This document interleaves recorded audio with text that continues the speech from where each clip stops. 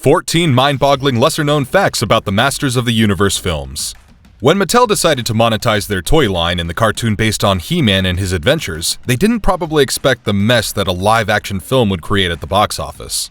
Mattel owned the license rights and they contacted Cannon Films to produce Masters of the Universe. Cannon Films was a rising production house known for giving great B-movie hits and a few Oscar-nominated films. However, Cannon had little experience at bringing a comic or toy character to live action. What started as a $22 million project earned only $17 million. The film's sad demise was attributed to many factors like the inexperience of director Gary Goddard, who, at the time, was only known for his work as a theme park director. And although the film had a high budget by the standards of Cannon, the money was not used prudently. While sets like Castle Grayskull were lavishly grand, a few sequences were shot in dim light because there was no money left to show better sets. The movie also lacked many original characters like Orko and He-Man's Battle Cat.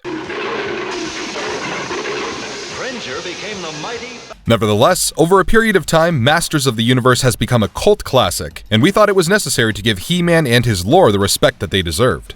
A sequel to Masters of the Universe was set to release in 2019, but it's been delayed twice and currently remains in post-production hell. In this video, we will talk about some of the most surprising yet grave facts related to this flick of the 80s. Before we get into the explanation, we have a very small request. If you like our content, please support us by subscribing to our channel. This is a small click from you, but it means a lot to us. Thank you. Let's begin.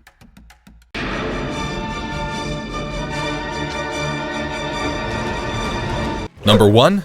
Filming was shut down early. Cannon Films and the duo of Yoram Globus and Menahem Golan had a series of unfortunate events when it came to production and post-production. If you recall, the cult classic Bloodsport was left to collect dust for over 2 years before being released. Something very similar happened with Masters of the Universe. Citing financial issues, Golan and Globus asked director Gary Goddard to stop shooting, even though only 3 days worth of photography was left. This left Goddard in a fix as the climactic battle between He-Man and Skeletor hadn't been shot yet, and without it, it was impossible to release the film. Goddard was relentless, and he successfully convinced Globus and Golan to salvage funds from other projects in order to resume.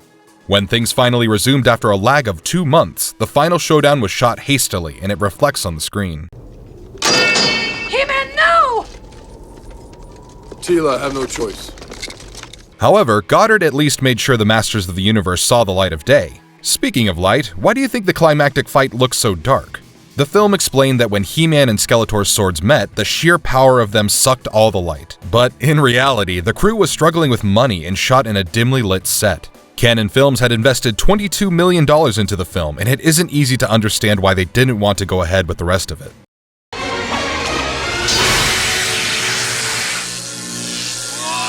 Number 2.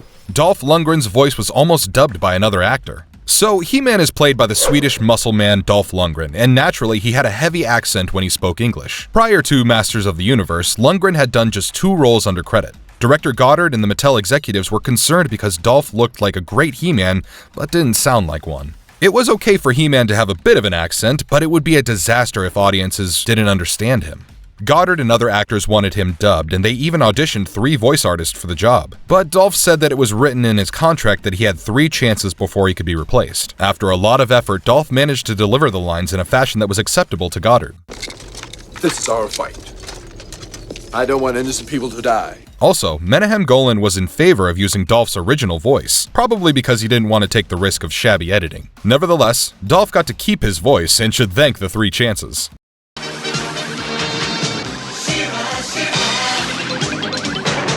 Number 3. She-Ra was originally going to feature. The way He-Man appealed to young boys of the 80s, She-Ra's character was created by Filmation and Mattel to attract a young female audience. She was fast and strong, but also kind, gentle, and beautiful. She made her first appearance in the 1985 animated series She-Ra, Princess of Power, and was shown as a lost twin of He-Man, having been separated when they were infants. Although her character was intended to attract young girls towards the 1983 show He-Man and the Masters of the Universe, She-Ra attracted both boys and girls. Her popularity led to talks about her appearing alongside He-Man in the live-action Masters of the Universe, and production designer William Stout started working on the concept art. Cross swords. However, director Gary Goddard thought she would steal He-Man's thunder, and he wanted He-Man to be the center of attention in the first film. Goddard wanted She-Ra to appear in a sequel to the Masters of the Universe, but of course, that didn't happen. Interestingly, the sequel to Masters of the Universe was rewritten into the 1989 cyberpunk film Cyborg that starred Jean-Claude Van Damme. Naturally, She-Ra's character was transformed into Nadie Simmons and was played by Deborah Richter. At the center of the universe, at the border between the light and the dark. Number 4. The Grayskull set was the largest constructed in over 40 years. The throne room of Castle Grayskull was supposed to be the seat of power for the entire universe. Such a magnificent place needed an equally worthy and charming set. It had to be huge and creative, though production designer William Stout had to make sure that the cinematographers didn't have a tough time capturing the beauty.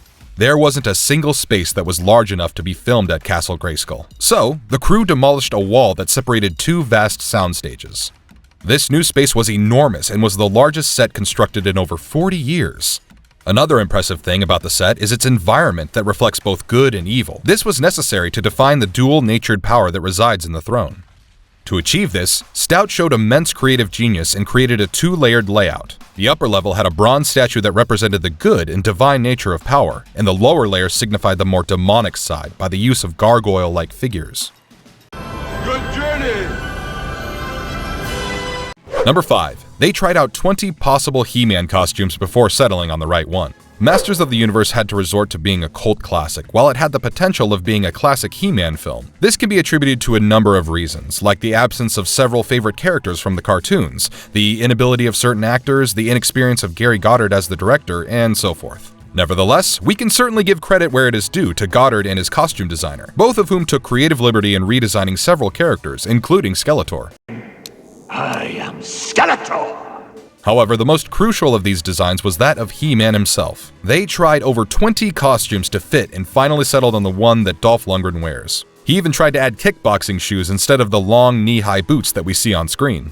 Costume designer Julie Weiss gave a panicked call to production designer William Stout and told him that Dolph was insisting on wearing the kickboxing shoes. When Stout arrived, he told Dolph that while the shoes looked great, they appeared rather feminine on him. Dolph immediately took them off and wore the long ones. The rest of the cast was not very happy with the costumes. For instance, Beastman, who Tony Carroll played, couldn't shut his mouth when in costume because of his teeth. Secondly, Meg Foster's Evil-Lyn suit weighed 45 pounds.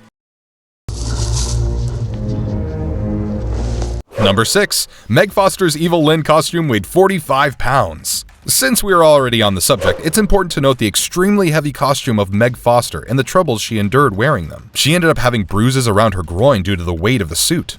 Assemble the mercenaries. It greatly restricted basic movement and her body became rather stiff, though she did use these disabilities in the most innovative of ways. In the film, we always see her standing, and this was another result of her heavy costume and the huge fiberglass breastplates. To sum up, her slinky posture that seems to be the result of artistic expertise was actually the result of discomfort throughout the filming.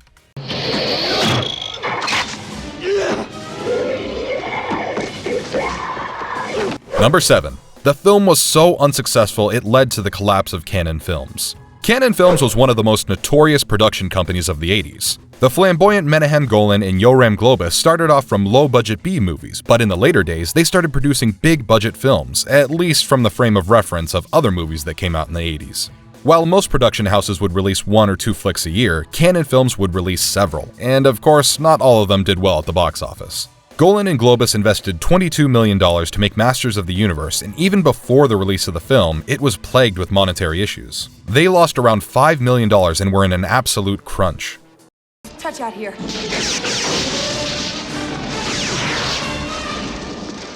Another overambitious project that they undertook was Superman 4: The Quest for Peace. It shared the same fate as Masters of the Universe. These two big blows left them almost bankrupt. Fortunately, sense prevailed and they released Bloodsport in 1988.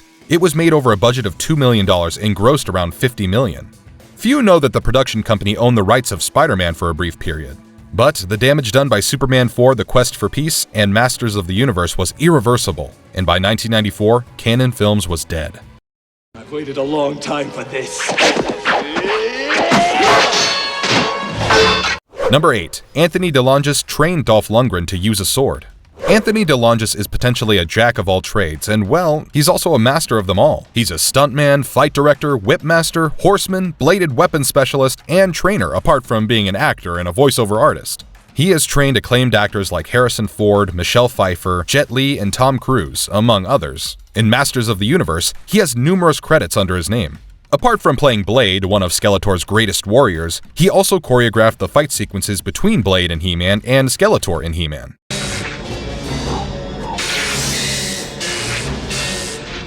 In the final showdown, Anthony also filled in as a stunt double for Frank Langella, who was playing Skeletor.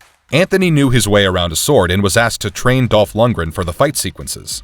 Anthony revealed that sparring against Dolph and training him for the bouts was a fun task because Dolph was already a trained kickboxer and an exceptional athlete. Like Meg Foster, Anthony's costume was quite heavy. The several chainmails around him weighed about 50 pounds, but Anthony didn't let the weight take a toll on him whenever he was on screen as Blade. Interestingly, Anthony didn't like sitting on the makeup chair, so he was given the choice of either getting makeup done like Beastmen or going bald. He chose the latter, and we are grateful that he did so.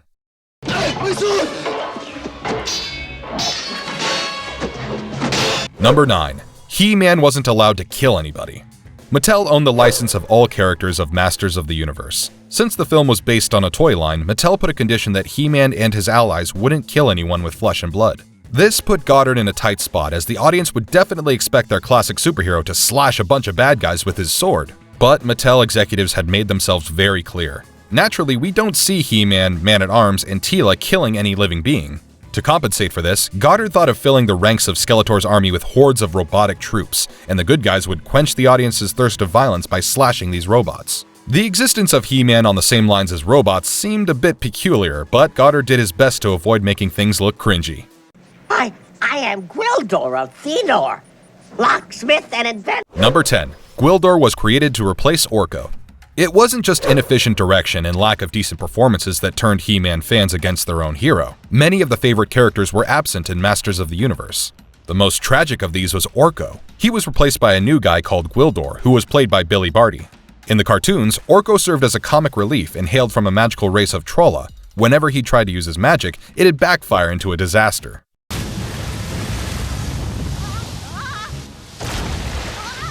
He was a humanoid, but he had blue skin and wore red gloves and a red hat. One of the prime reasons why Orko was not inducted in the film was that his depiction would have costed a lot more than the producers could afford. Orko was a Trollin, and they essentially levitated instead of walking. Cinematizing this was not economically feasible, and Goddard went with creating Gwildor instead, who served the duties of Orko but belonged to a race of Thenurians. He looked like a mix of dwarves and elves with a hefty amount of facial hair and elongated ears. He conveniently walked on both legs, and instead of being an expensive magician, he was an economic inventor. Another missing but highly loved character that disappeared like Orko was He-Man's Battle Cat.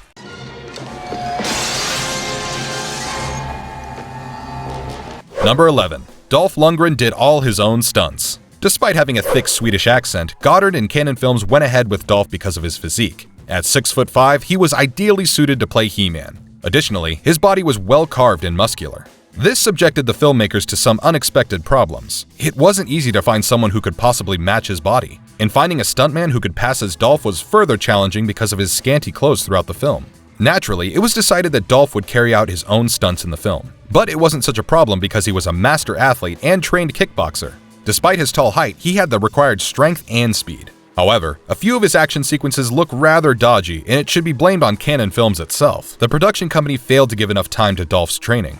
So that all may cower before your fierce power. Number 12. Snake Mountain was originally set to appear. The list of things from comics that didn't feature in the live-action film just doesn't seem to end. The script had He-Man spending more time on the planet of Eternia. He-Man was the Prince of Eternia, and the planet is home to many species and humanoid races like the Snake Man, Reptile Men, Fire People, and Tree People.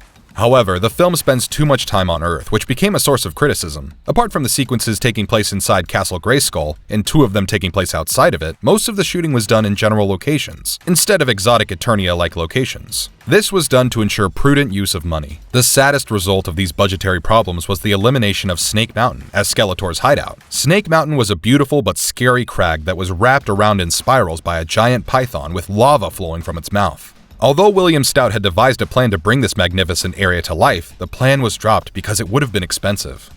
Let this be my first decree. Those who do not... Number 13. A sequel set on a post-apocalyptic Earth was planned, and Dolph Lundgren is replaced by a professional surfer? Frank Langella proclaimed and announced his love for playing the character of Skeletor. So very long for this moment. It was partly because his little son loved the He-Man cartoons and would run in the house while shouting He-Man quotes. However, Mr. Lundgren never shared Langella's feelings. He said in an interview that he felt stupid playing his role, and Canon Films was well aware of it. They had planned a sequel for the Masters of the Universe and got a hold of a professional surfer named Laird Hamilton to fill the giant hole that was to be created after Lundgren dropped He-Man's sword. However, the film was axed in the pre-production stage due to the giant losses suffered from the back-to-back failures of Superman 4: The Quest for Peace and Masters of the Universe. I win. Number 14. Sets and costumes made for the sequel were used in Cyborg. Canon Films started its career and reached the peak by producing action-packed B-movies like Death Wish, but by the late 80s, the production company wished to go bigger. So, they started to produce more expensive films like the $25 million Life Force, or the 1987 Over the Top that starred Italian stallion Sylvester Stallone. 1987 was also the year when they released Superman 4: The Quest for Peace and Masters of the Universe. Collectively, these films were billed at over $100 million. So even before the release of Masters of the Universe, producer Menahem Globus went ahead to announce a sequel at the Cannes Film Festival. They hired director Albert Pune, who had given hit B-movies like The Sword and the Sorcerer and Alien from LA. Pre-production had started and they spent $2 million on the sets and costumes of a Spider-Man film and Masters of the Universe 2. But 1987 wasn't their year and they had to cancel both projects. However, they couldn't just dump the expensive sets and costumes. So, Canon instead contacted Pune and asked him to write a script that could use the leftovers from 2 unmade films. In this strange turn of events, Masters of the Universe 2 and Spider-Man were merged and converted into an action-packed cyberpunk film called Cyborg, starring the Muscles from Brussels. And if you liked our content, don't forget to leave a like and subscribe to us if you haven't already. Have a good one and be safe. Thanks, everyone. One more move, and your friends will not live to see another day.